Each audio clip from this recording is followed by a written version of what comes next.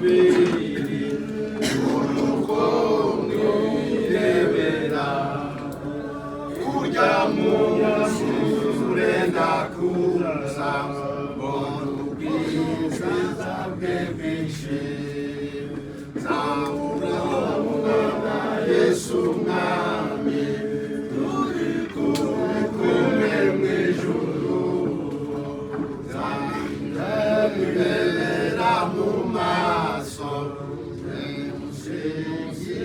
ziteka amakuba z'abashize ntaza mwijima ibigande biganduwe tuzishima imbere ye nzamubona Yesu mwami turi kumwe mw'ijuru nzamwirebera mu maso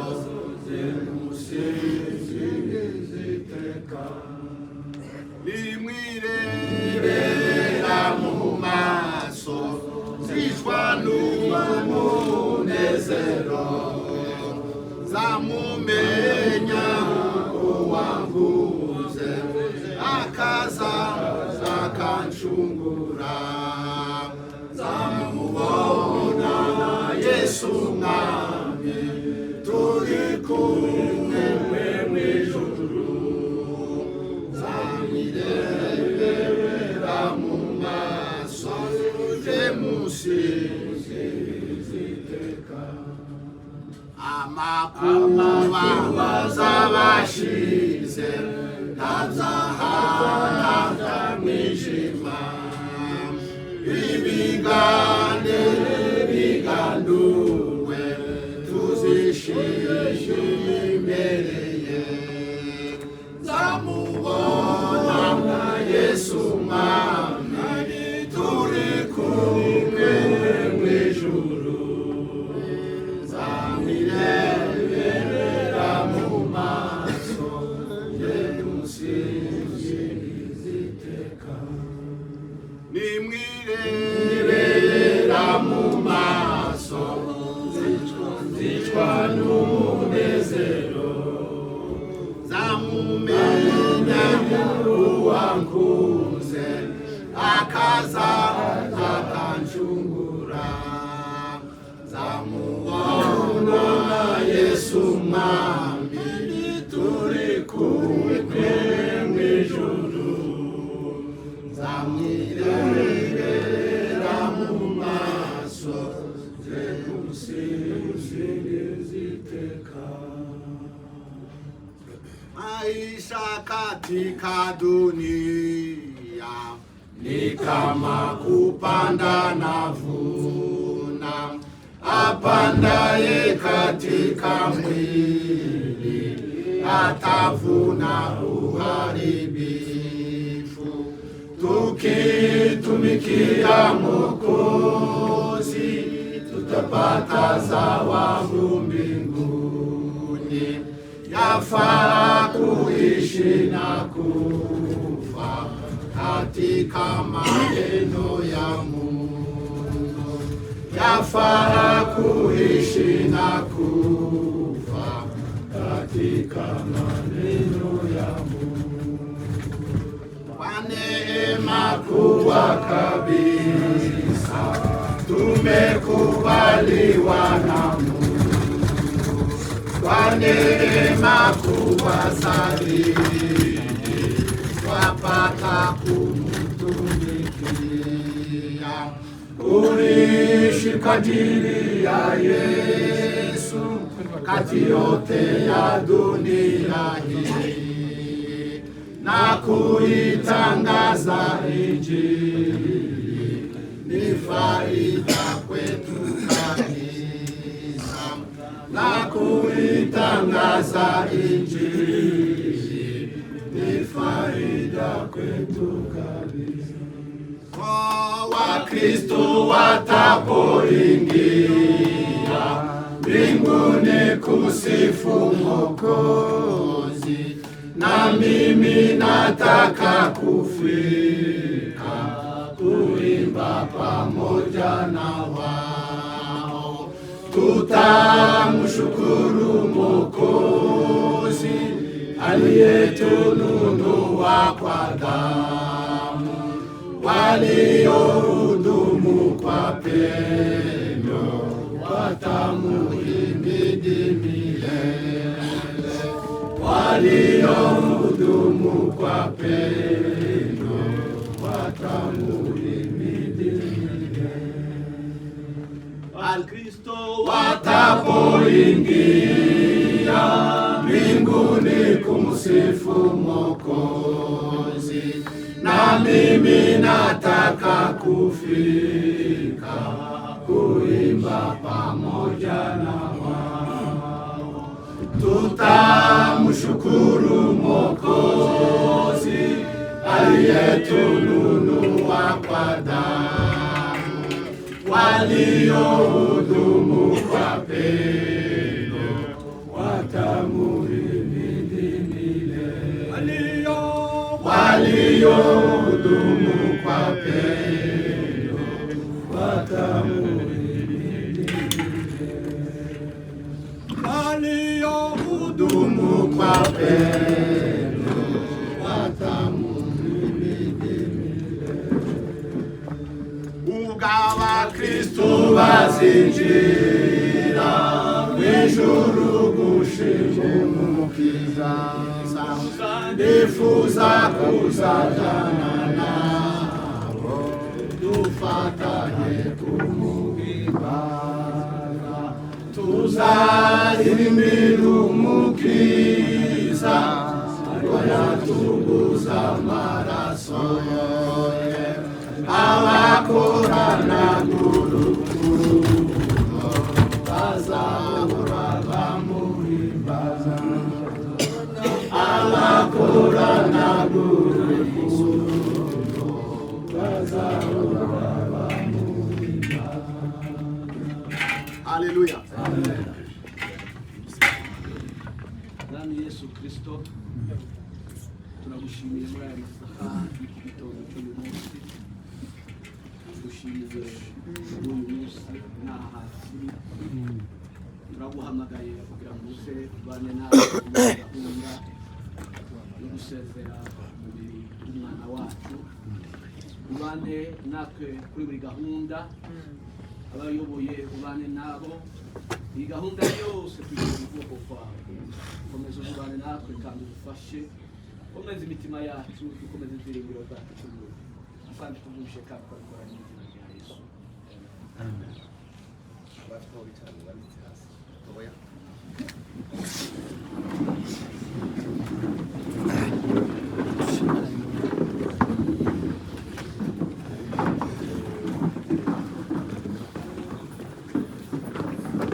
Turasoma ijambo riri hano mu rwandiko Pawulo yandikiye ab'Ikorinto, urwandiko rwa mbere Pawulo yandikiye ab'Ikorinto, ibice 15:20. N'ababa bahagaze nta kibazo, tugutwara umwanya muremure. Turasoma aya magambo. Bibiliya iravuga ngo ariko noneho Kristo yarazutse, niwe muganura w'abasinziriye, kuko urupfu rwazanywe n'umuntu no kuzuka kw'abapfuye kwazanywe n'umuntu, kuko bose bokorwe gupfa na Adamu, niko bose bazahirwa bazima na Kristo. Ariko umuntu wese ku mwanya we, kuko Kristo ari we muganura, maze hanyuma abakristo bakazabona kuzuka ubwo azaza. Haleluya. Haleluya. Amen. Dushimira Imana muri iki gitondo duhaye, twongere mu buzima bwacu bwo kubaho, kandi turabakiriye mwebwe mwese abongeye kugaruka hano mu muryango mutabaye. Imana ihezo. Ijambo ry'Imana nibanze y'ibintu zacu zose twubakiraho. Ijambo ry'Imana nibwo buzima bwacu abakristo. Kandi ijambo ry'Imana n'urufatiro rukomeye twubakiraho ibintu byacu byose byo kwizera. Amateka y'abantu bakera ntitwayabayemwo, ariko amateka ya hambere abantu batarakira Kristo ngo umwami n'umukiza wabo, suko ibintu zazaga bimera. Hari abazaga bagira impanuka benizi bagapusha abantu bameze nk'aba, bagafata akagozi bakiyaho nabo bagapfa. Ariko Kristo amaze kuza tukamwakira mu buzima bwacu, akatubera urufatiro rw'ibintu zose, n'ibintu byose byacu byo kubaho byarahindutse. Dukora ibintu twisunze ubuzima bwa Kristo, tugendera mu bintu kuko Kristo yabigejeje, kuko niko ijambo ry'Imana ridutegeka. Hano Pawulo yanditse amagambo menshi, ariko iri jambo ni ryiza cyane kandi rirakomeye mu buzima bwa Kristo. Pawulo yaranditse aravuga ngo ariko noneho Kristo yarazutse, ngo niwe muganura wabasize. Haleluya. Amen. Kristo ngo niwe muganura wabasinziriye. Nukuvuga ko abizera Kristo nk'umwami n'umukiza wabo, bakizera ko Kristo yapfuye kandi akazuka. Bibiliya iravuze ngo niwe muganura witwebwe, niwe n'umuganura kubasinziriye bose. Kandi biravuga ngo ubwo urupfu rwazanywe n'umuntu Adam, ngo nako no kuzuka kw'abapfuye nako kwazanywe n'umuntu ari we Kristo. Haleluya. Ariko Bibiliya yavuze ngo ariko umuntu ngo ku mwanya wiwe, umuntu ku mwanya wiwe. Kandi Yesu yabikoze neza muri gahunda. Yesu ibintu byose yagiye akora, yagiye abikora neza muri gahunda nziza. Rero ndabizi ko dufite agahinda kandi ko turarira, ariko duhumure. Haleluya. Duhumure. Kristo niwe muganura wabasinziriye. Kristo niwe muganura wabasinziriye. Kandi Bibiliya iraduhumurije, iravuze ngo n'urupfu rwazanywe n'umuntu ari we Adam, ariko kandi no kuzuka nako kwazanywe n'umuntu ari we Yesu Kristo. Kandi umuntu wese ku mwanya wiwe, umuntu wese. Duhumurike rero, Kristo niwe muganura wabasinziriye. Bibiliya iravuze ngo ubwo azaza rero niko umuririmbyi yaririmbye, aravuze ngo ubwo azaza ngo ahamagara amazina y'abe bose, ngo mu gitabo cy'ubugingo, ngo nziko nzumva izina ryanje nanje kagira gute kita. Haleluya. Nanje nziko nzumva izina ryanje kita. Niko twizeye. Kandi siko bakundi bazavuga ngo ni morale zanumva abantu babivuga gutyo. Oya, turabyizeye kuko Bibiliya yavuze ngo aya namagambo y'ukuri kw'Imana. Imana ibafashe, Imana ibagirire neza. Twizere izo ngizo ko Kristo yazutse akaba umuganura wabasinziriye, natwe tuzamuka mu gihe cyacu. Imana duheze umugisha. Amen. Amen. Dusabe Reverend Kagame basenga Imana. Mwami Imana isumba byose, twongeye kugushima kuko uri Imana, twongeye kuzamura icyubahiro kuko urabikwiriye. Nubwo tuba turi mu bihe bimeze gutya, uri Imana ibihe byose. Nanone muri uyu mwanya mwiza turimo wo guherekeza umuvandimwe, ukomeje kugusaba nk'Imana ukomeze wihesha icyubahiro muri gahunda zose zigiye gukorwa ukomeze wigaragaze nk'Imana.